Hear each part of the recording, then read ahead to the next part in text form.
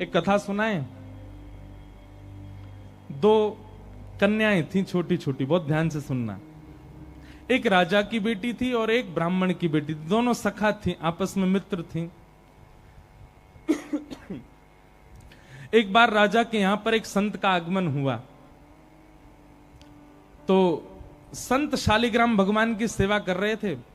वो दोनों कन्याएं बैठ करके देख रही थीं। दोनों के मन में भाव आया, इस संत जैसे सेवा करते हैं वैसी सेवा हमको भी मिल जाए। तो दोनों संत से कहने लगी, बाबा हमको भी सेवा दे दो, हमको भी ठाकुर जी दे दो। तो संत ने मन में विचार किया, छोटी छोटी कन्याएं, ये क्या जाने असली नकली क्या होता है। उन्होंने शालिग्राम जैसे दिखने वाले चिपटे 2 पत्थर लिए और दोनों कन्याओं को दे दिए। दोनों कन्याएं बड़ी प्रसन्न हो गईं, बोले वाह हमको ठाकुर जी मिल गए। दोनों ने गुरुजी से पूछा, गुरुजी इनका नाम क्या रखें? तो गुरुदेव ने कहा, तुमको जो प्रिय लगे वो नाम रखो इनका। तो कन्याएं जो वो बड़े चिकने से पत्थर थे, तो एक आध बार हाथ से फिसल गए। तो एक कन्या ने कहा, बोले इनका नाम रखते हैं सिलपिल्ले भगवान। कौन से भगवान? और दोनों ने अपने ठाकुर जी का नाम रख दिया सिलपिल्ले। ये कोई ऐसी कथा नहीं, भक्तमाल जी में कथा है ये। तो सिलपिल्ले भगवान, दोनों कन्याओं के सिलपिल्ले भगवान हो गए। अब दोनों कन्याओं के साथ में कैसी घटना घटी? तो जो ब्राह्मण कन्या थी, जब थोड़ी बड़ी हो गई, सिलपिल्ले भगवान की सेवा करती थी। उसके 2 भाई थे, दोनों भाइयों में विवाद हो गया। दोनों भाई अलग अलग रहने लगे। एक दिन विवाद के कारण बड़े भाई ने छोटे भाई के घर में आकर के लूट मार करी, उसको मार पीटा और घर का सारा सामान हड़प के ले गया। उसी सामान में बहन के सिलपिल्ले भगवान भी ले गया। और बहन तो बेचारी रोने लगी, उसके तो ऐसे प्राण हो गए मानो बस अब जीवित ही नहीं रह पाएगी ठाकुर जी के बिना। रोने लगी, भैया से कहने लगी, भैया बोला पूरा घर लुट गया, उसकी तुझको चिंता नहीं, वो तेरे पत्थर के भगवान खो गए उनके लिए रो रही है। बोले वो पत्थर नहीं है, मेरे प्राण है, मेरे जीवन है, वो नहीं मिले तो मैं प्राण निकल जाएंगे मेरे। बोले जा, किसी और ने थोड़ी लूटा, बड़ा भाई है हमारा, जाके मांग ले, दे दे। तो बहन अपने बड़े भाई के घर गई और बड़े भाई से जाके कहा, भैया कुछ मत दो, सब रख लो अपने पास, पर मेरे सिलपिल्ले भगवान। अब सिलपिल्ले नाम सुनते ही सब हंसने लगे वहां पे। और जितने भी उसके भाई के साथ, वो तो गुंडा प्रवृत्ति का था, उसके साथ में जितने भी लोग सब हंसने लगे। अच्छा क्या नाम तुम्हारे ठाकुर जी का? बोले सिलपिल्ले भगवान। और जोर से हंसे। भैया मेरे भगवान दे। बोले अंदर सारा सामान पड़ा है, तू जाके अपने आप ढूंढ ले ठाकुर जी कहां हैं। अंदर जाने लगी तो एक जो उसके भाई का पूरा गैंग था, उसमें से एक बोला, अगर तेरी इतनी भक्ति है कि तू अपने भगवान के बगैर नहीं रह पा रही, तू यहीं खड़ी खड़ी बुला ले, तेरे ठाकुर जी अपने आप ही निकल के आ जाएं।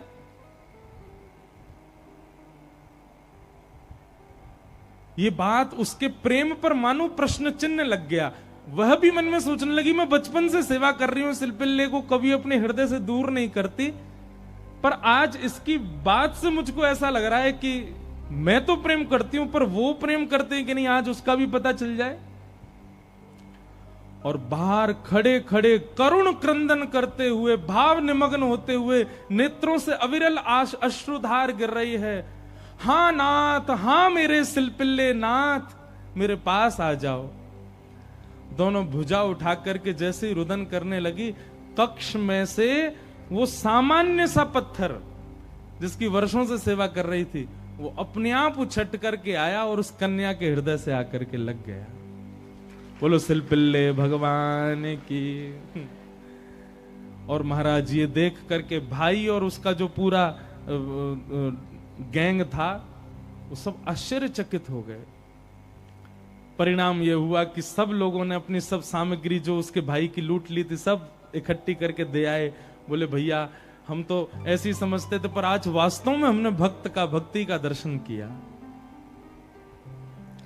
अब राजकन्या जो थी, उसके सिलपिल्ले भगवान, उनके साथ कैसी घटना घटी?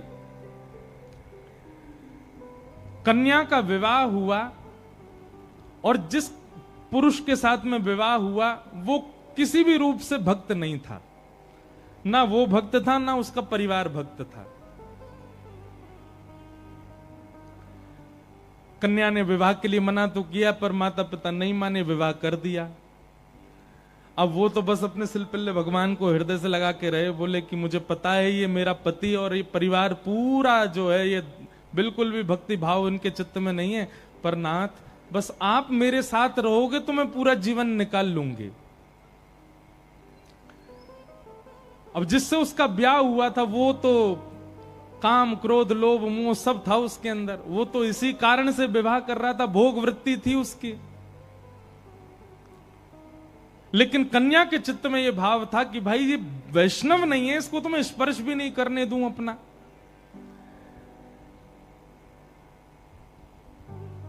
रात्रि में चर्चा कर रहा था पत्नी से, बातें करने लगा, बातें करते करते और उसने कहा ये क्या है तुम्हारे हाथ में? बोले ये मेरे भगवान है, सिलपिल्ले भगवान। उस सिलपिल्ले नाम सुनते ही इतना हंसा, हंसते हंसते बिस्तर से गिर गया। बोले कौन है? सिलपिल्ले भगवान। बोले आप हंसिए मत, ये मेरे ठाकुर जी हैं, मैं बचपन से इनकी सेवा करती हूं। अच्छा ठीक है, रखो इनको अपने पास। लेकिन वो उनको दूर करना चाह रहा था, बार बार लेकर के हटाना चाह रहा था। और वो राजकन्या कस के पकड़े, बोले नहीं आप इनको मुझसे दूर मत करो, ये मेरे प्राण है, ये अगर दूर हुए तो मैं प्राण त्याग दूंगी। एक दिन, 2 दिन, 4-5 दिन बीत गए, लेकिन वो ऐसे ही रहे, सिलपिल्ले भगवान को हृदय से लगा के रहे। उसका यही था कि मैं पूरा जीवन इनके साथ नहीं रह सकती, पर आप रहोगे तो मैं रह लूंगी। एक दिन उस राजकुमार को क्रोध आया और उसने जब हट पूर्वक हाथ हटाए और वो सिलपिल्ले भगवान को खींच करके और बाहर एक सरोवर था, सरोवर में फेंक दिया। जैसे ही सरोवर में फेंका वो राजकन्या वहीं मूर्छित होकर गिर पड़ी। पूरा परिवार इकट्ठा हो गया, सब लोग सोचने लगे, बोले अरे ये क्या हो गया, इसके कहीं प्राण ना निकल जाएं, पूरे गांव में हमारी निंदा होगी, इसके पिताजी बहुत बड़े राजा हैं, हमको कारागृह में डाल देंगे। क्या किया तूने? बोले कुछ नहीं, पत्थर लगाए, बैठी रहती थी, मैंने फेंक दिया तो नाटक कर रही है मूर्छा की। खूब प्रयास किया लेकिन होश में नहीं आई। जैसे तैसे होश में आई, वैद्य के बुलाने के बाद उठते ही मेरे सिलपिल्ले कहां हैं, मेरे सिलपिल्ले कहां हैं। गोताखोरों ने जाकर के पूरा सरोवर ढूंढ लिया लेकिन ठाकुर जी नहीं मिले। अंत तो गत्वा वही सरोवर के किनारे आकर के बैठ गई और रुदन करते हुए बोली, हे मेरे सिलपिल्ले नाथ, यदि मैंने वास्तव में बाल्यकाल से आपको अपना प्रियतम मान करके भेजा हो, आपकी निष्ठा से सेवा की हो, तो आप कृपा करके मेरे पास आ जाना। और यदि आप मेरे पास नहीं आए तो मैं एक क्षण और चिंतन नहीं करूंगी, तुरंत अपने प्राणों का परित्याग कर दूंगी। उसका पूरा परिवार खड़े होकर के देख रहा था। जैसे ही उसने कहा कि हे नाथ, यदि आप नहीं आए तो मैं प्राण त्याग दूंगी, ये बात कहते ही हाँ नाथ, हाँ नाथ, हाँ नाथ करुण क्रंदन करने लगी। तुरंत सरोवर में से अपने आप सिलपिल्ले भगवान निकल करके आए और उसकी छाती से आकर के लग गए। और ये दृश्य देख करके परिवार पूरा जो था वो तो नतमस्तक हो गया और उस कन्या को वापस उसके घर ही छोड़ आए। बोले भैया ये इतनी ऊंची श्रेणी नहीं है हमारी कि हम इसके साथ रहें, हमसे अपराध बनेगा यदि हम इनको अपने पास रखेंगे तो। ये तो हमारी कोई गुरु स्वरूपा है। प्रीति, अरे सामान्य से पत्थर को उन्होंने भगवान मान लिया और ठाकुर जी उसमें भाव। जरूरी नहीं है कि धातु प्रधान होता है, जरूरी नहीं है कि कोई वस्तु विशेष। ये बात आप बहुत ध्यान से सुनिएगा। कई लोग भेद मानते हैं, अपने लड्डू गोपाल को सामान्य समझते हैं, वृंदावन बिहारी लाल को विशेष समझते हैं। उनको लगता है मंदिर में जो बिहारी जी बैठे हैं ये विशेष हैं, हमारे संग जो डलिया में डोल रहे हैं ये इतने विशेष नहीं है। क्यों?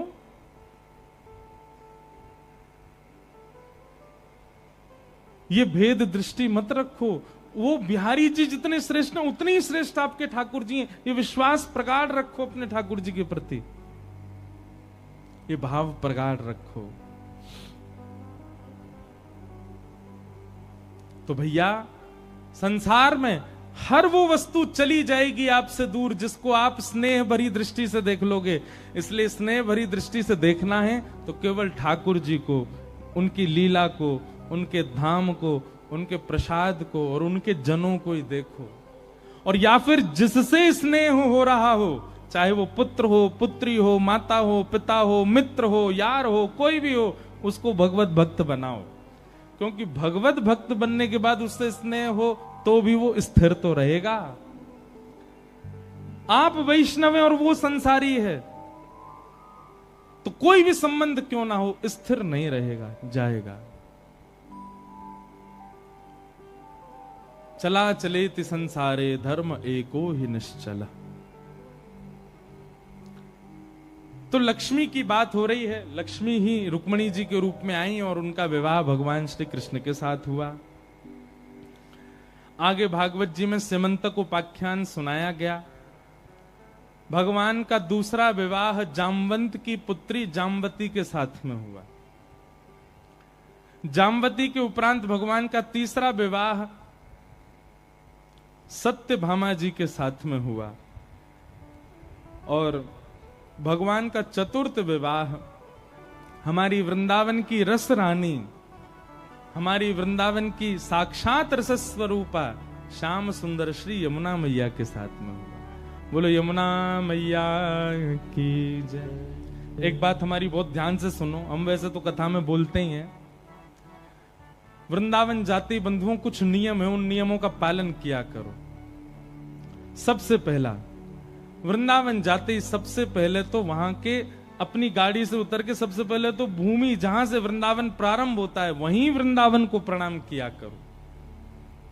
आज भी कई वृंदावन आने वाले वैष्णव हैं, वो पादुका नहीं पहनते अपने पैरों में, क्योंकि जिस रज पर ठाकुर जी निरावृत चरणों से भ्रमण किए, हम कैसे पहन लें। तो सबसे पहले आते ही वृंदावन की रज को प्रणाम करो। आपका मस्तिष्क सूना नहीं होना चाहिए वृंदावन में। और सुनिए, वृंदावन में आके वो छापे वाले मत लगवाया करो तिलक, स्वयं तिलक लगा करके निकला कीजिए अपने कक्ष से। रज लीजिए, रज में गंगा यमुना जल मिलाइए, उस रज का तिलक करिए। और तिलक करना एक बात होती है, ऐसे प्रणाम करो कि अपने आप ही रज लग जाए आपके माथे से। सबसे पहला रज को प्रणाम। पंचायतन प्रणाम हमने बताए कथाओं में, सबसे पहले रज को प्रणाम करो। दूसरा, वृंदावन में जैसे भीतर प्रवेश करते हो जितने वृक्ष वृंदावन के आपके दृष्टि के सामने आ जाएं सबको प्रणाम करो। वृंदावन में वृक्ष सामान्य नहीं है बंधुओं। आशा महो चरण रेणुज श्याम हम श्याम, वृंदावने किमपि गुलमलतोषधीनाम। वृंदावन में जैसे किसी व्यक्ति ने अगर अखंड वृंदावन वास के लिए पूरा जीवन भजन किया कि हे नाथ मुझे अखंड वृंदावन वास मिले, और भजन करते करते उसके प्राण चले गए, तो अगले जन्म में वृंदावन में वृक्ष बन करके वो आ जाता है और वो अखंड वृंदावन वास करता है। इसलिए वृंदावन वास जिनके मन में इच्छा होती, कई लोग कहते हैं वृंदावन वास कैसे मिले, वृंदावन के वृक्षों को प्रणाम किया करो। तो महाराज वृंदावन जावे वारी ये नियम को पालन करे करो। वृंदावन प्रवेश होते ही बिना रज के आपका मस्तिष्क नहीं होना चाहिए, आपके मस्तिष्क पर ब्रजरज अंकित होनी चाहिए। जैसे स्कूल में आईडी कार्ड अनिवार्य है, जैसे स्कूल यूनिफॉर्म अनिवार्य है, वृंदावन की एक ही यूनिफॉर्म है, क्या ब्रजरज माथे पे होनी चाहिए। दूसरी बात, वहां के लता वृक्ष गुल्म आदि यही कृपा करेंगे, ये अखंड ब्रजवासी हैं, इनसे प्रार्थना करो। हरिराम व्यास जी के चरित्र में आता है कि जब श्री हरिराम व्यास जी को वापस ले जाने लगे वृंदावन से, तो हरिराम व्यास जी वृंदावन की लता पत्र गुल्म वृक्षों को पकड़ पकड़ करके रोने लगे और वृक्षों से निवेदन करने लगे, आप कृपा करो, आप ही अखंड ब्रजवासी हो, आपके अनुग्रह से हम वृंदावन बस जाएंगे। और फिर एक वृक्ष से लिपटे लिपटे ही हरिराम व्यास जी को थोड़ी चेतना आई, मानो वृक्ष ने ही संकेत किया कि अरे बिहारी जी को, राधा वल्लभ जी की प्रसादी बट रही है, जाके जल्दी पाओ। हरिराम व्यास जी को लगा कि अब मैं वृंदावन से तो जाने वाला ही हूं, कहीं मेरे प्राण निकलने वाले होंगे, उससे पहले मैं प्रसाद तो पालूं। दौड़ करके गए तो प्रसादी बट गई थी, सब में वितरित हो चुकी थी। अंतिम प्रसादी का भाग मेहतरानी को दिया गया, झाड़ू लगाने वाली को। हरिराम व्यास जी जैसे ही पहुंचे तो प्रसादी तो बट गई। हरिराम व्यास जी बोले अब मैं कहां पाऊं। तो एक मेहतरानी बैठी थी झाड़ू लगावे वाली, वाकी हाथ में रोटी, वापे ऊपर कड़ी पकौड़ी धरी। हरिराम व्यास जी गए, वाके आगे हाथ फैला लियो, बोले ला नेक्स्ट से प्रसाद मोह दे दे। मेहतरानी बोली अरे मैं तो एक मेहतरानी हूं, मैं तो झाड़ू लगावे वाली हूं, मेरे हाथ को प्रसाद पाओगे महाराज, आपको धर्म नष्ट है जाएगो। हरिराम व्यास जी बोले जब प्रसाद हमारे पास आवे से पहले ये विचार ना करे कि कौन ब्राह्मण, कौन क्षत्रिय, कौन वैश्य, कौन शूद्र, कौन हरिराम व्यास, कौन मेहतरानी, तो फिर तू इतना विचार क्यों कर रही है। जब प्रसाद ने तेरे पास आवे में कोई बैर भाव नहीं रखो, तेरे पास तुरंत आ गए हो, वह प्रसाद को मोह देवे में तू इतना बैर क्यों कर रही है, अरे चल जल्दी दे। और हरिराम व्यास जी ने उस मेहतरानी की प्रसाद को जैसे ही पाया, उनका एक बहुत सुंदर पद है, व्यास जी का मिल जाए तो, हाँ ध्यान से सुनना, हरिराम व्यास जी क्या कह रहे हैं कि व्यास मिठाई विप्र की तामे लागे आग, व्यास मिठाई विप्र की तामे लागे आग, वृंदावन के स्वपच की झूठन खइये माग। श्री वृंदावन के स्वपच की झूठन खइये माग। वृंदावन में भैया सुच्चो सुच्चो प्रसाद मिले, जो मत रखो। बंदर कई बार खाते खाते आधो छोड़ जाए, बाकू उठा के खा जाए करो। वृंदावन को वही को झूठो मिल जाए, वो हरिराम व्यास जी आज्ञा कर रहे हैं। वृंदावन के स्वपच को रहिए सेवक होए, तासों भेद न कीजिए, पीजे पद रज धोए। ये तो वृंदावन के स्वपच के लिए बताया गया। बहुत ध्यान से सुनो सब लोग, आज बहुत गर्मी है, बहुत गर्मी है। चलो अभी हम एसी चलवाते हैं, आज नहीं कल चल जाएगा, ठीक है। एसी सब घर में जाना, सोफा पे बैठना, एसी चला के 6 बजे से ही बैठ जाना। आज बहुत गर्मी है ना, हमारे एसी भी नहीं चल रहे, पहले दिन आते ही ना चल रहे, बस आपको दिखावे को लगा रखे हैं।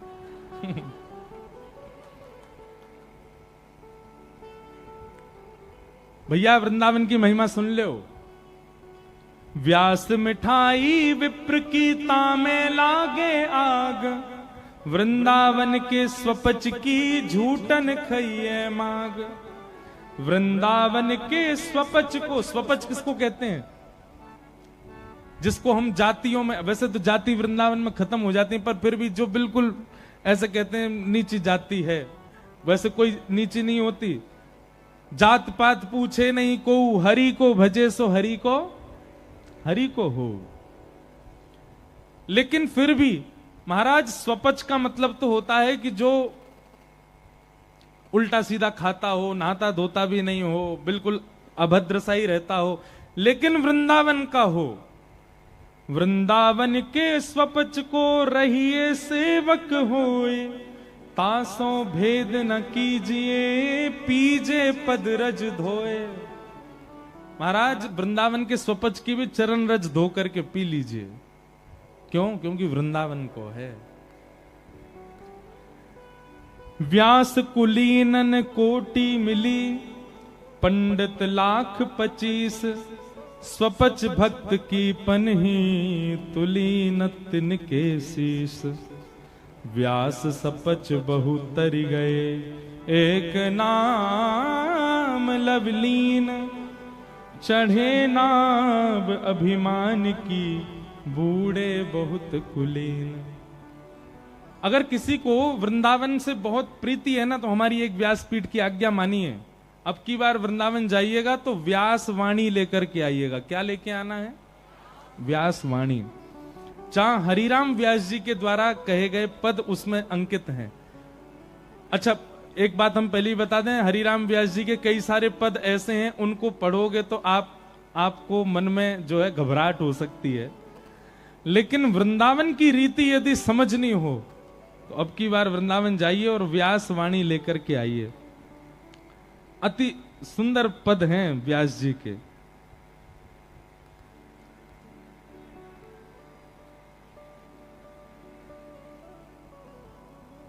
तो हरिराम व्यास जी क्या कह रहे हैं कि भैया कोई वृंदावन वासी मिल जाए, वो तो स्वपच भी हो तो भी बाकी पदरज धो करके पी लो, होना चाहिए वृंदावन वासी। तो वृंदावन में सबसे पहले रज को शीश पर धारण करो, दूसरा वृंदावन के सुंदर वृक्षों को प्रणाम करो, तीसरा वृंदावन में श्री यमुना जी को प्रणाम करो। लोग बाग आते हैं वृंदावन, बिहारी जी, राधा वल्लभ आदि सब दर्शन कर करा के भाग जाते हैं वहीं से। यमुना जी को आप प्रणाम ही नहीं करते। ठाकुर जी के दर्शन से पहले ये होना चाहिए, यमुना जी को वंदन करो, यमुना जी को प्रणाम करो। रज प्रणाम, वृक्ष प्रणाम, यमुना जी को प्रणाम, और उसके बाद चौथा प्रणाम ब्रजवासियों को प्रणाम। ब्रज के जो वासी हैं उनको वंदन करो, और पंचम प्रणाम कीजिए श्री गोपेश्वर महादेव को। इन 5 को प्रणाम करने के बाद तब जाइए जहां आपकी ठौर है, जहां आपके गुरुदेव हैं, जहां आपको मन लगो भयो है। इन 5 को प्रणाम करके आप जाएंगे तो ही आपकी वृंदावन रीति, वृंदावन दर्शन पूर्ण होगा। तो भगवान का चतुर्थ विवाह किनसे हुआ? श्री यमुना जी के साथ में हुआ। श्याम सुंदर श्री यमुने मैया की जय। तत्पश्चात भगवान के 8 प्रमुख विवाहों के बारे में बताया गया। भौमासुर के यहां पर 16,100 राजकुमारियां बंधी थीं। भगवान ने उन 16,100 राजकुमारियों को वहां से मुक्त किया और उनके साथ भी विवाह किया। हम अनेक बार अपनी कथाओं में इन विवाहों का प्रसंग बहुत विस्तार से बता चुके हैं। ये कौन है, कैसे हैं, यह सब भी बता चुके हैं। ठाकुर जी ने किसी स्त्री विशेष से ब्याह नहीं किया है बंधुओं। ये अष्टपटरानियां कौन हैं? अष्टधा प्रकृति, पृथ्वी, जल, अग्नि, वायु, आकाश, मन, बुद्धि और अहंकार, ये 8 भगवान की मुख्य पत्नियां हैं। जो भगवान ने प्रकृति बनाई, जिन अष्ट तत्वों से उन्हीं से ही ठाकुर जी ने विवाह किया। तो भगवान की जो मुख्य 8 पत्नियां हैं, ये एक एक तत्व को संकेतित करती हैं। तत्पश्चात 16,100 राजकुमारियां ये भौमासुर के यहां बंधी थीं। भगवान ने इनको मुक्त करके आज्ञा की अपने अपने घर जाओ, पर इन्होंने कहा कि हमको कोई स्वीकार नहीं करेगा। तब भगवान ने इनसे ब्याह किया। ये 16,100 वेद के मंत्र हैं। उन मंत्रों ने ही मूर्त रूप धारण करके ठाकुर जी से विवाह किया। 16,108 भगवान के विवाह हुए। वैसे तो बंधुओं ये पूरा विश्व ही भगवान की विवाहित कन्या है। हम सबका विवाह ठाकुर जी से हुआ है। ठाकुर जी ही परम पुरुष हैं। आगे भगवान भागवत जी में राजा नृण की कथा आती है। नारद जी भगवान की ग्रहचर्या देखने गए, उन सब का प्रसंग सुनाया गया। भगवान की नित्यचर्या बताई गई। राजसूय यज्ञ में भगवान 20,000 राजकुमारों को लेकर के पहुंचे पांडवों के यहां, ये सब कथा बताई गई। जरासंध के यहां भगवान अर्जुन और भीम के साथ में गए, जरासंध का उद्धार किया। सब कथाएं बहुत विस्तार से हैं। तत्पश्चात ब्रज द्वारिका मिलन के प्रसंग सुनाए गए। सूर्य ग्रहण का समय था और भगवान समस्त द्वारिका वासियों को लेकर के कुरुक्षेत्र आए, ब्रह्म सरोवर, और वहां आकर के भगवान ने सुंदर यज्ञ किया। बहुत ध्यानपूर्वक सुनिएगा सब लोग। भगवान ने आकर के यज्ञ किया। ब्रजवासी ब्रज छोड़ करके कहीं नहीं गए। भगवान के जाने के बाद ब्रजवासी ब्रज छोड़ करके यदि कहीं गए तो केवल चंद दिनों के लिए कुरुक्षेत्र गए थे। और तब भी ब्रजवासियों को यह पता नहीं था कि वहां द्वारिकाधीश भी आने वाले हैं, द्वारिका से भी लोग आने वाले हैं। सूर्य ग्रहण का समय था, खूब सारे लोग कुरुक्षेत्र में अनुष्ठान के लिए गए थे। तो ऐसा कहें वो एक केवल कोइंसिडेंस था। ना ब्रजवासियों को पता था कि द्वारिकाधीश आने वाले हैं, ना द्वारिकाधीश को पता था कि ब्रज के लोग आने वाले। और ऐसा भी वर्णन आता है, हमारी श्यामा जू, हमारी किशोरी जी भी कुरुक्षेत्र आई थी उस यज्ञ में। अच्छा, यज्ञ के पीछे संकल्प क्या था? हमारो कन्हैया प्रसन्न रहे, यही यज्ञ के पीछे संकल्प है ब्रजवासियों का। जब कुरुक्षेत्र में आ गए, सबने अपने शिविर लगा लिए, सब वहां रहने, तब उड़ते उड़ते खबर आई और ब्रजवासियों को पता चला हमारो कन्हैया द्वारिकाधीश भी यहाँ आयो भयो है, समस्त द्वारिकावासी इनके संग आयो है। वहां ठाकुर जी को पता चला कि सब ब्रजवासी, नंदरानी, यशोदा मैया, सब आदि सब आए हुए हैं। बहुत सुंदर प्रसंग है ब्रज द्वारिका मिलन का।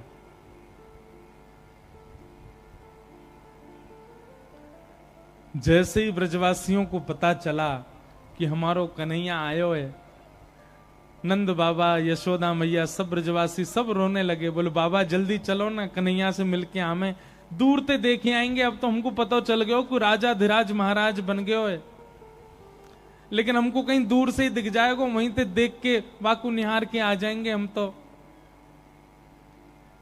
नंद बाबा सब ब्रजवासियों को लेकर के गए। मैं बहुत दिन बाद ये प्रसंग कह रहा हूं, ध्यान से सुनिएगा।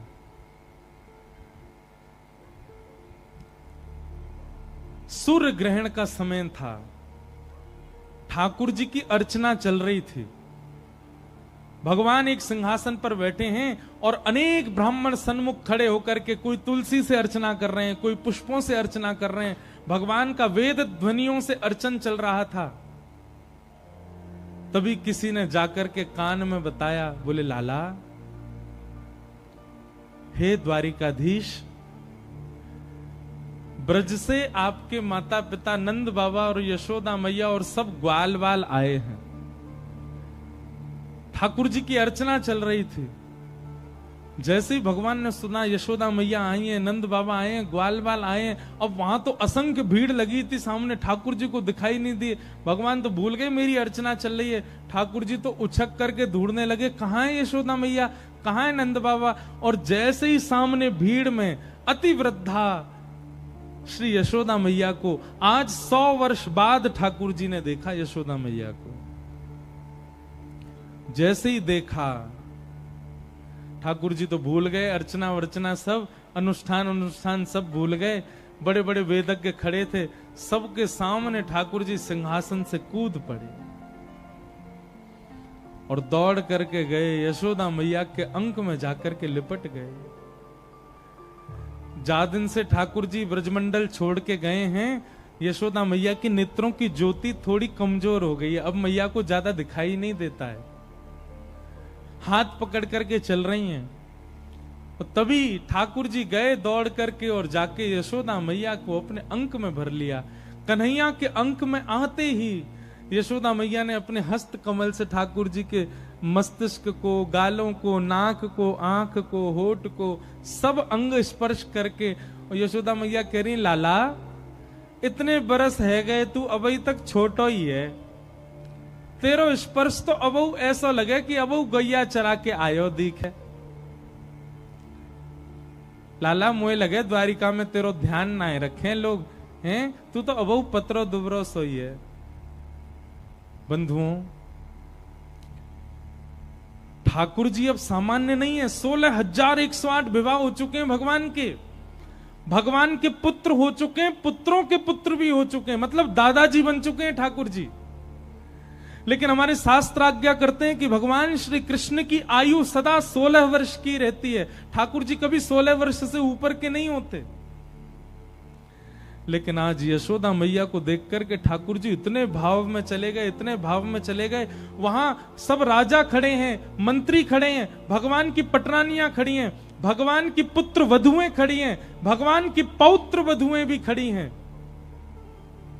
और उन सब के बीच ठाकुर जी यशोदा मैया की गोद में चढ़ गए, हाथ से लिपट गए और पैर से भी लिपट गए, और मैया के गले में रोते रोते बोले, मैया मैया मेरी बात मान ले। यशोदा मैया बोले, अरे लाला ऐसा ना ही रोयो करें, सब देख रहे हैं, कहां बात है। ठाकुर जी तब अपनी जिज्ञासा प्रकट करते हुए कहते, मैया बहुत दिन है गए, मैंने तेरो दूध नाए पियो है, तू जल्दी ते बैठ के मुंह को अपनो दूध पिवाए थे।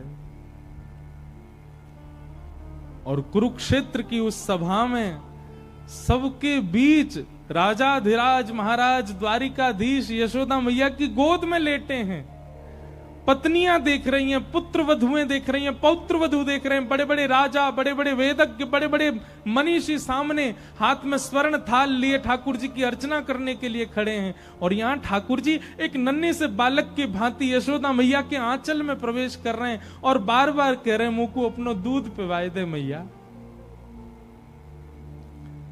यशोदा मैया ने जैसे ही अपना पयोधर ठाकुर जी के मुख में दिया, रसिक जन वर्णन करते हैं इतने वर्ष बाद भी यशोदा मैया के पयोधर से दुग्ध प्रकट हो गया और ठाकुर जी पीने लगे।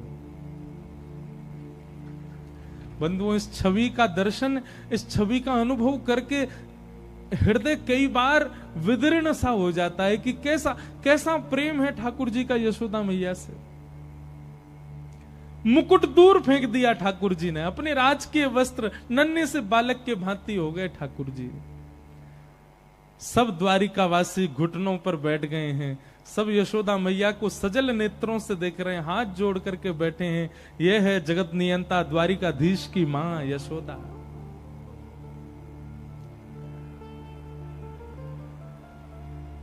किसी ने जाकर के भीतर खबर दे दी देवकी मैया को कि मैया ब्रजमंडल से यशोदा मैया आई हैं। देवकी मैया दौड़ी दौड़ी आई और मैया दूर से कहते, अरे बहन तुम आई हो। सब राजा महाराजा खड़े हो गए, द्वारिकाधीश की मैया देवकी मैया आई हैं। यशोदा मैया को जैसे ही पता चली कि देवकी मैया आई हैं, ठाकुर जी को ऐसी गोद से उठा के बगल में कियो और साष्टांग दंडवत कर रही हैं देवकी मैया को। देवकी मैया सामने से साष्टांग दंडवत करके यशोदा मैया को उठा रही हैं, हृदय से लगा रही, मैया आप ये कहा कर रही हो, आप मेरे चरणन में प्रणाम काहे को कर रही हो। यशोदा बोली, प्रणाम तो मुझको बहुत दिना पहले करनो देवकी, लेकिन अवसर नाए मिलो, या हमारे आज प्रणाम कर रही हूं। अरे क्यों कर रही हो प्रणाम। यशोदा मैया कहती हैं, जिससे मैं हूं जाते मेरो जीवन है, जाते पूरे ब्रजमंडल को जीवन है, जासे हम सबन की श्वास चले, जासे हमारे प्राण रुके भय हैं, हमारे प्राण धन को तुमने जन्म दियो मैया, या हमारे तुमको प्रणाम कर रही हैं। मैंने पालो है कन्हैया, मैंने बड़ो कियो कन्हैया, मैंने गोद में खिलायो, मैंने माखन खिलायो, मैंने सब काम किए, पर जन्म देवे को सौभाग्य मोए ना मिलो। जन्म देवे को सौभाग्य तो आपको है, या हमारे धन्यवाद के रूप में आपके चरणन में प्रणाम कर रही हूं, जो तुमने हमको कन्हैया प्रदान किए।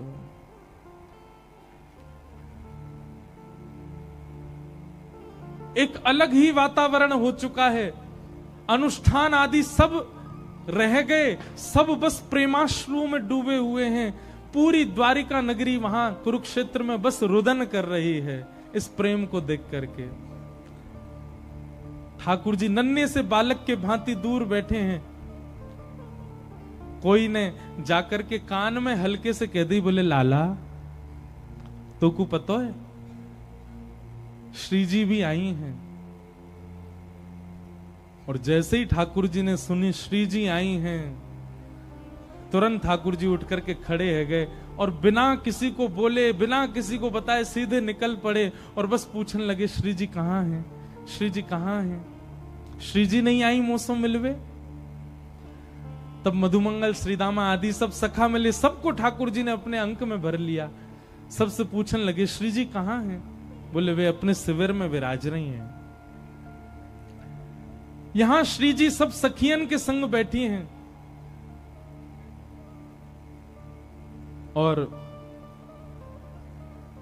तभी कोई चर्चा करते करते अचानक श्री जी ने ललिता जी से कही, ललिता मुकु ऐसो आभास है रहे हो कि बाहर द्वार पे नंद नंदन आए हैं। मुकु ऐसो आभास है रहे हो कि बाहर द्वार पे श्याम सुंदर आए हैं। नहीं जाके देखियो तो, कहा पे तो श्याम सुंदर आए हैं का? ललिता जी बोली, आपको तो ऐसो आभास रोज ही होवे श्यामाजू। अरे हमने सुनी है उनकी अर्चना चल रही है, वे बैठे हैं ब्राह्मणन के बीच में, आज सूर्य ग्रहण है, पुष्प अर्चन, तुलसी अर्चन चल रहे हो, वो कैसे आ जाएंगे यहाँ पे? श्री जी बोली, नहीं और दिना की बात अलग है। आज श्री जी कह रही हैं, मुकु कन्हैया की तन की सुगंध आ रही है। ये वायु जो बाहर से बह के आ रही है, या मैं ऐसा लग रहा हूं कि श्री कृष्ण के तन को छू के आ रही है। एक बार देख तो सही, कहीं द्वार पर श्री कृष्ण तो नहीं। ललिता जी ने जाके जैसे ही पर्दा खोल के देखो तो वास्तव में सामने से श्री कृष्ण आ रहे हैं। सब सखियों में चर्चा है, अरे श्री कृष्ण आ रहे हैं, श्री कृष्ण आ रहे हैं। वर्षों बाद, 100 वर्ष से अधिक बीत गए श्री कृष्ण को देखे। भीतर जाकर के जैसे समाचार दियो कि श्री कृष्ण आ रहे हैं, किशोरी जी तो मानो बेसुध सी है गई, कहां करूं अब मैं। बिल्कुल अचेत होकर के बैठ गई हैं, ना हिल रही हैं, ना डुल रही हैं, ना अपने नेत्रन के पलकन को, क्योंकि ये संभव नहीं था, ये इसके किसी को अनुमान नहीं था कि श्री कृष्ण ऐसे आ जाएंगे। और तभी श्याम सुंदर को आगमन भयो। वैसे तो बंधुओं हमारे वृंदावन भी थी कि भाव से वृंदावन निकुंज लीला में श्यामा श्याम कभी अलग नाए हो मैं, पर कहीं यदि प्रसंग कथानक मानी जाए तो 100 वर्ष बाद आज ठाकुर जी श्री जी के सामने आए हैं। नीचे नेत्र करी, अपलक नेत्रन सो एक तक देख रही, एक जगह हमारी किशोरी जी बैठी हैं। ठाकुर जी गए, ललिता जी ने सेज सजाई, सिंहासन पर आज्ञा करी यहां विराजो, पर ठाकुर जी सिंहासन पर नहीं बैठे। श्री जी जहां बैठी हैं वहां नीचे सिंहासन से कमर लगा के बैठ गए और श्री जी के चरणन को अपने गोद में लेकर के बैठे। नेत्रन सो अविरल अश्रुधार गिरती जा रही है।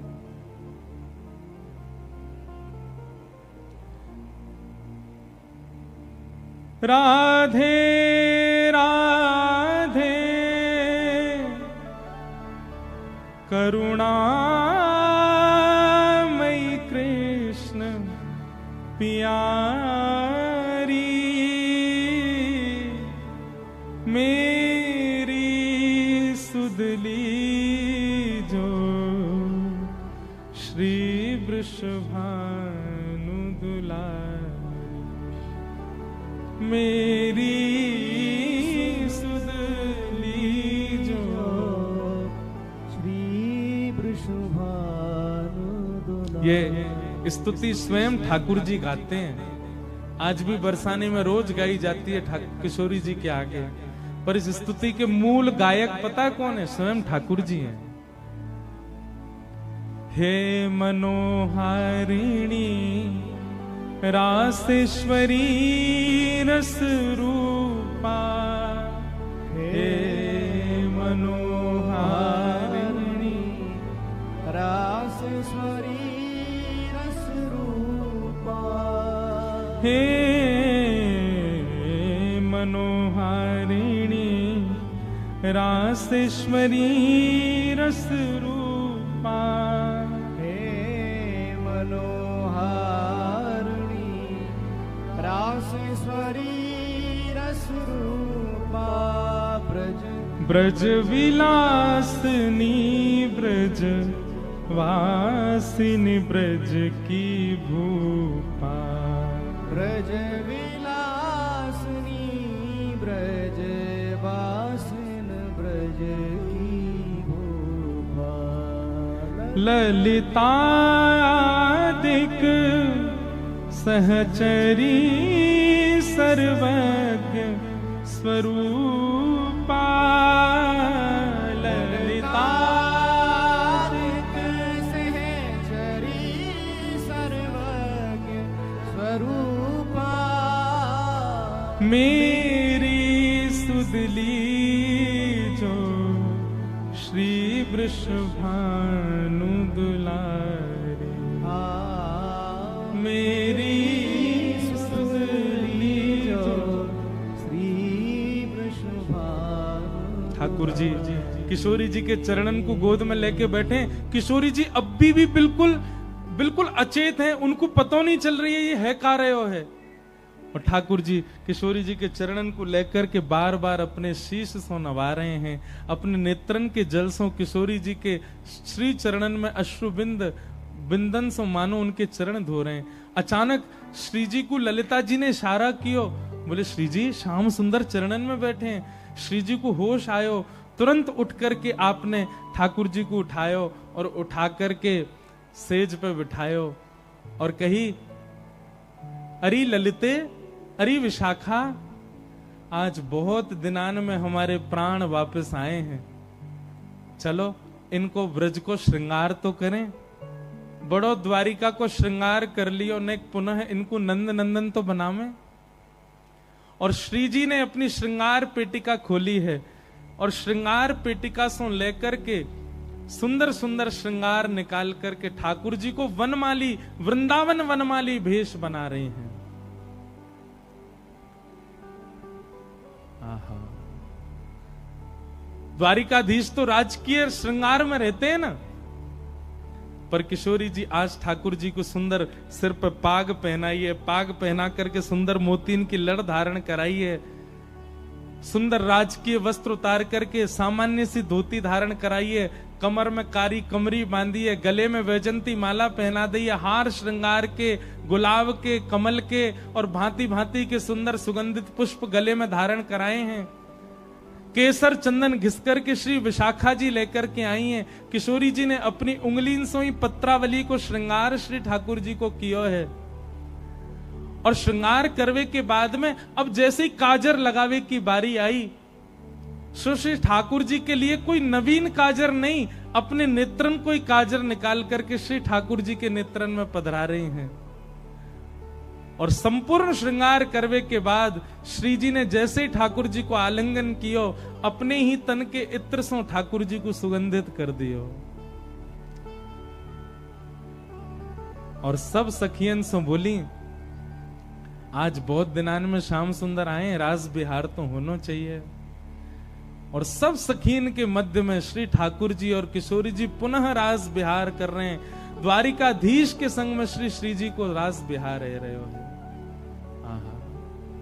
हो बन नाचे नटनी को वाली, नंद को किशोर, राधे जगत नचायो तेरी, बोह की मरोड़, राधे जगत नचायो तेरी, बोह की मरोड़ रे। बन नाचे नटनी को आली, नंद को किशोर, बन नाचे नटनी को आली, नंद को किशोर। और इस प्रकार श्री जी और ठाकुर जी का महाराज अनेक दिनों तक रास बिहार चलता रहा। वाके बाद श्री जी ने ही रास को विश्राम कियो और विश्राम करके ठाकुर जी को आज्ञा दी, अब आप वापस जाओ। श्याम सुंदर बोले अब नहीं जा पाऊंगा। बोले नहीं, वहां रुक्मणी आदि सब आपकी प्रतीक्षा कर रही हैं, अब जाओ। ठाकुर जी वापस आए। ठाकुर जी जैसे ही लौट करके आए, ठाकुर जी को श्रृंगार, आज तक रुक्मणी ने ऐसा रूप नहीं देखा ठाकुर जी का। आज त्रिभंग ललित श्याम सुंदर अद्भुत ही दिख रहे हैं। आज अलग ही नेत्रन की काली मां है, आज अलग ही पत्रावली को श्रृंगार है। ऐसी पाग कभी नहीं देखी, ऐसी चाल कभी नहीं देखी, ऐसी धोती कभी नहीं देखी, ऐसे गले के सुंदर हार नहीं देखे, ऐसे बाजूबंद नहीं देखे। आज ठाकुर जी द्वारिकाधीश की तरह नहीं चल रहे हैं, वृंदावन चंद की तरह चलते हुए आ रहे हैं। ललित गति विलास वल गुहास प्रणय निरीक्षण कल्पितो रुमान। वह छवि को देख करके आज रुक्मणी भी मोहित हो गई है, वारी वारी जा रही है ठाकुर जी के रूप पर। क्यों? क्योंकि आज को श्रृंगार श्री जी ने किया है, श्री जी ही मानो ठाकुर जी के रूप में पधारी। फिर प्रसंग आता है कि रुक्मणी आदि ने ठाकुर जी से पूछा, आप ऐसे कहां से बन के आए? ठाकुर जी तो मौन है, कुछ बोले नहीं। तभी मन में विचार आयो, कहीं ऐसा तो नहीं कि ये ब्रजवासी ब्रज की गोपी ने श्रृंगार करके भेजो। और निश्चित है ब्रज की गोपी तो मतलब श्री राधा रानी भी आई होंगी, हम जाके देखें तो सही श्री राधा रानी कैसी हैं। और भगवान की सब पटरानियां किशोरी जी का दर्शन करने के लिए गई। वर्णन करते हैं, दास किशोरी जी की दासियों को देख करके कृष्ण पटरानियों के चित्त में भाव आया, जब दासियां इतनी सुंदर हैं तो किशोरी जी कितनी सुंदर होंगी। और रुक्मणी जी ने जैसे ही पहली बार किशोरी जी को देखा, देखते ही रुक्मणी जी की स्थिति ऐसी हो गई कि अब रुक्मणी जी को वापस द्वारिका भी जाने की इच्छा नहीं। रुक्मणी जी कहती हैं, मैं कुछ भी हो जाए श्री कृष्ण का त्याग नहीं कर सकती। पर किशोरी जी के दर्शन करके अब रुक्मणी जी की मन स्थिति ऐसी हो गई, हम कृष्ण को भी छोड़ देंगे पर किशोरी जी का त्याग नहीं कर सकते, हम श्री जी को नहीं छोड़ सकते। हे श्यामाजू कृपा करो, अनुग्रह करो, अपनी चरणन की दासी बना करके सदा के लिए अपने चरणन में रख लो। तब किशोरी जी ने रुक्मणी जी को हृदय से लगा करके आज्ञा दी, हमारे प्राणेश आपके पास हैं, इसलिए जब तक वो लीला करने तब तक हमारी आज्ञा है, उनको ध्यान रखो। और जब वे अपनी लीला पूरी करेंगे तो उनके सहित आप निकुंज में आ जाइयो। इसीलिए भागवत जी में वर्णन है कि ठाकुर जी ने लीला पूरी करते समय अर्जुन को आज्ञा की, हमारी अष्ट पत्नियों को लेकर के वृंदावन चले जाओ, किशोरी जी की शरण में पहुंच जाओ, क्योंकि उनकी इच्छा है कि उनको किशोरी जी की शरण में जाना। तब रुक्मणी जी वापस गई, नहीं तो किशोरी जी के दर्शन करके रुक्मणी जी की तो स्थिति ऐसी हो गई कि अब जानो ही नहीं है, अब तो इनके पास ही रहनो है, इनकी शरण में ही रहनो है। ऐसी हमारी किशोरी जी को हम बारंबार वंदन करें, बारंबार प्रणाम करें, बारंबार उनके चरणन में बस यही भाव रखें कि हे श्यामाजू, हे किशोरी जी, आप कृपा करो, श्याम सुंदर सदा हमारे प्रिय बने रहें।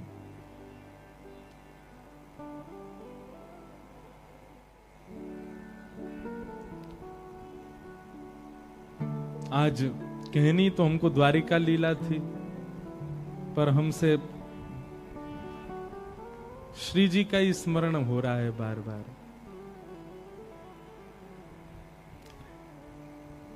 ब्रज द्वारिका लीला जो है बहुत अद्भुत है। इतनी भव सागर में, इतने भव सार में डूबी हुई ये लीला है।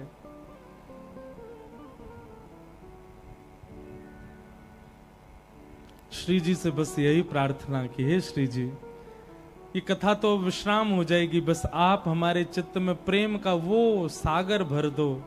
जिस प्रकार जल में कोई भी वस्तु फेंकने पर तैरती रहती है, ऐसे ही फिर हम जब संसार में जाएं तो संसार के विषय तैरते रहें, कोई भीतर ना प्रवेश कर पाए। भीतर तो केवल आप और ठाकुर जी विराजे रहें बस।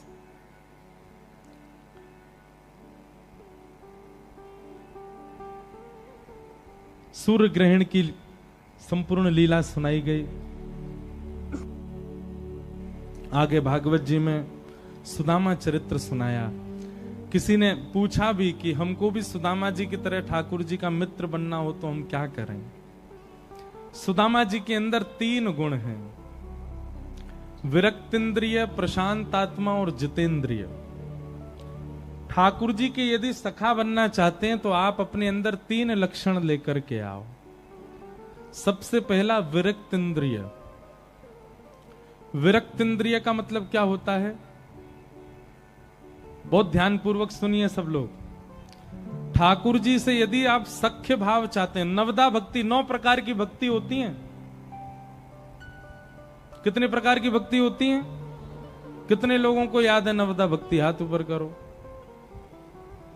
धन्य है, बताओ। 15,000 की भीड़ में 5 लोगों को पता है नवदा भक्ति।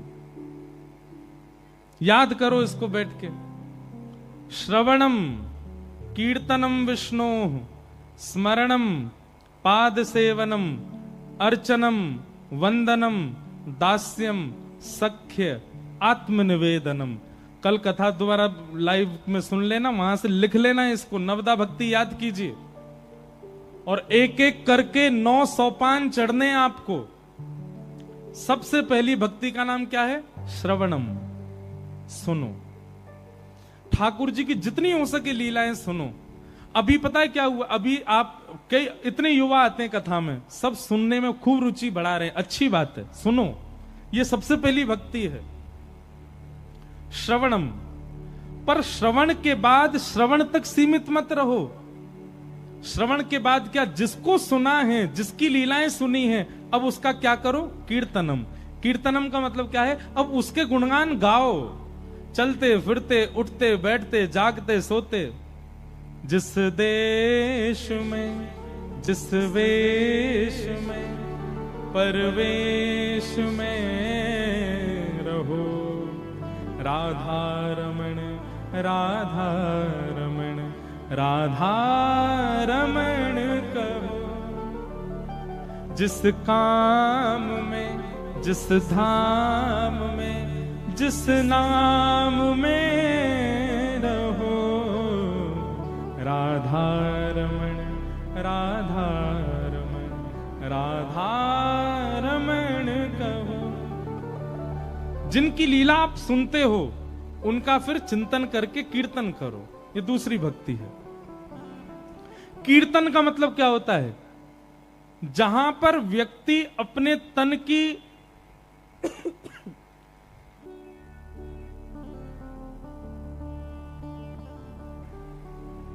जहां पर व्यक्ति अपनी तन की कीर्ति को भूल करके उससे परे हो जाता है। जैसे हम कीर्तन गाते हैं, आप सब खड़े हो जाते हो, नृत्य करते हो, गर्मी पड़ रही है, आगे पीछे भीड़ हो रही है, फिर भी आप नृत्य करते हो। यही कीर्तन होता है। जहां पे आप ये सोच रहे हो, मैं कैसे उठूं, सब लोग मुझको देखेंगे, मैं कैसे कर सकता हूं, आगे पीछे वाले देखेंगे। इसका मतलब अभी आप कीर्तन में प्रवेश नहीं कर पाए हो। कीर्तन जब होता है तो व्यक्ति अपने तन की कीर्ति भूल जाता है और बस भुजा उठा करके वो नृत्य करता है। वो विचार नहीं करता कौन क्या सोच रहा होगा। कीर्तन।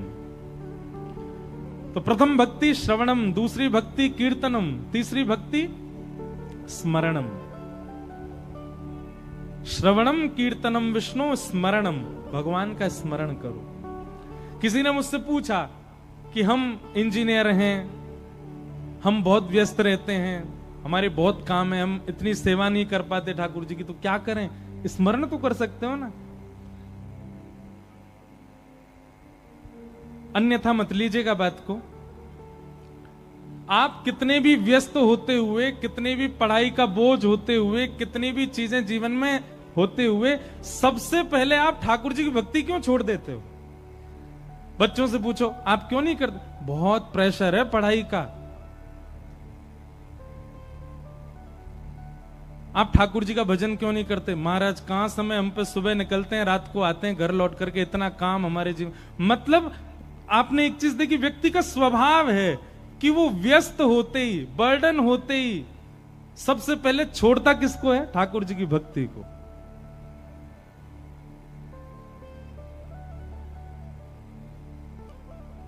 सोशल मीडिया नहीं छोड़ा,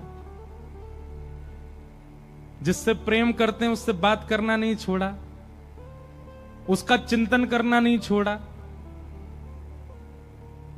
सुबह शाम उसके साथ रहना, घूमना नहीं छोड़ा। पर ठाकुर जी सबसे पहले छूट जाते हैं, क्योंकि ठाकुर जी हैं ही नहीं चित्त में।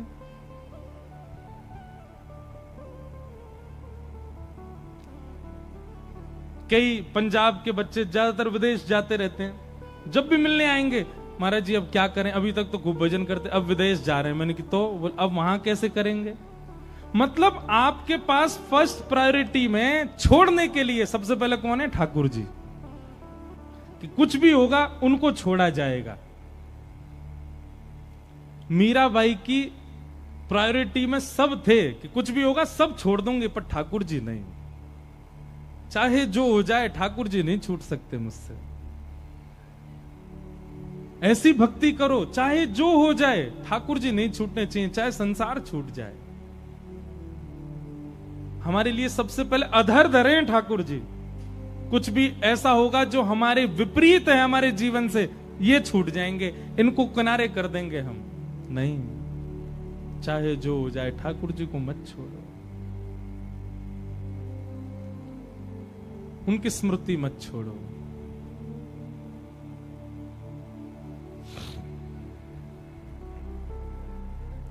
तो स्मरणम, तीसरी भक्ति का नाम क्या है? आप कुछ भी करो, आपकी स्मृति में भगवान रहने चाहिए।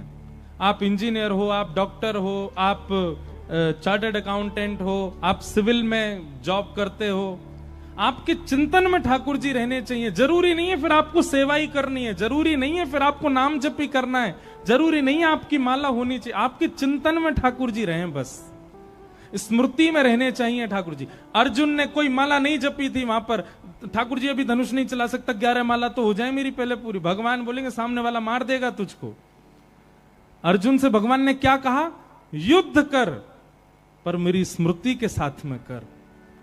युद्ध कर मतलब अपना कर्म कर, जितना व्यस्त तू रह सकता उतना व्यस्त रख, पर स्मृति में मैं हूं तेरा, ये सदैव विश्वास रख। जिस प्रकार धन मेरा है ये विश्वास चित्त में रहता है, माता पिता मेरे हैं, पत्नी मेरी है, बच्चे मेरे हैं, ये सारे विश्वास कितनी भी व्यस्तता हो तब हमारे चित्त में रहते ही हैं। ऐसा ही विश्वास ये भी रहे ठाकुर जी मेरे हैं, श्री जी मेरी हैं, लाल जी मेरे हैं। ये विश्वास मात्र आपके चित्त में स्मृति बनकर के बना रहे, आपको और कुछ करने की आवश्यकता नहीं। अपना कर्म करो अच्छे से, स्मृति रखो। तो सबसे पहली भक्ति श्रवणम, दूसरी कीर्तनम, तीसरी स्मरणम, स्मरण स्मृति में रखो, और चौथी भक्ति वंदनम, ठाकुर जी की वंदना करो। सुंदर सुंदर गीत गाओ, सुंदर सुंदर स्तुति सुनाओ ठाकुर जी को, सुंदर सुंदर श्लोक सुनाओ। श्रवणम, कीर्तनम, विष्णु स्मरणम, और फिर स्मरण के बाद आती है पाद सेवनम, ठाकुर जी की सेवा करो। वंदनम बाद में आती, पहले पाद सेवनम, ठाकुर जी की सेवा करो, ठाकुर जी को सुंदर श्रृंगार करो, ठाकुर जी की सुंदर सेज सजाओ, ठाकुर जी के लिए सुंदर भोग बनाओ, ठाकुर जी के लिए सुंदर राग सुनाओ, ठाकुर जी को नृत्य करके दिखाओ। हमारे जितने भी पंडित जी लोग हैं, हम लोग पता है क्या करते हैं? जब हम लोग फ्री होते हैं कथा वथा से, तो अपने लाल जी को घेर के बैठ जाते हैं, और फिर हम कहते हैं भाई हाँ चुटकुल्ला सुनाओ ठाकुर जी को। तो सब ठाकुर जी को चुटकुल्ला सुनाते हैं। क्यों? दुनिया में पूरे दिन हमारे लाल जी के पास देखते हो, कोई रोता हुआ आ रहा है, कोई गा रहा है, कोई कुछ सुना, कोई ठाकुर जी को हंसा ही नहीं रहा। तो हम सबरे बैठ के ठाकुर जी को हंसाते हैं, ठाकुर जी को चुटकुल्ला सुनाते हैं। हमको कोई भी खेल खेलना हो, हम हमेशा कथा से बाहर ही रहते हैं, तो रात में खेल खेलना हो, कोई बात करनी हो, हंसना हो, सारी बातें ठाकुर जी के, हमारे लाल जी के सामने बैठ के ही होंगी, ताकि उनको भी सुख मिले, उनको भी आनंद आवे। तो ये करना भी पाद सेवन में, ये भी एक पाद सेवन है ठाकुर जी की। पाद सेवन का मतलब केवल उनको सजाना धजाना ही नहीं होता, अपनी समस्त क्रिया उनके सन्मुख प्रस्तुत करो। तो श्रवणम, कीर्तनम, विष्णु स्मरणम, पाद सेवनम, और फिर उसके बाद आती अर्चनम, ठाकुर जी की अर्चना करो। जैसे बहुत गर्मी आ जाए तो ठाकुर जी के लिए सुंदर सुंदर ऐसे पुष्पों के हार बनाओ जिससे ठाकुर जी को सुख मिले। सारी पोशाकें वृंदावन से बनवा के मत पहनाया करो ठाकुर जी को, कभी कभी बिना पोशाक के भी रखा करो। आज हरी देखे नंगम नंगा, मोतिन माल गले और साजे, छवि के उठत तरंगा। ठाकुर जी को भी यूं लगे पता नहीं आज क्या करेगा मेरे साथ, और ठाकुर जी को पता है ये रोज वही पोशाक पहना देगा, चुभती होगी ठाकुर जी को। नहीं नहीं, कुछ ना कुछ लीलाएं किया करो ठाकुर जी के साथ, पर विधि जान करके।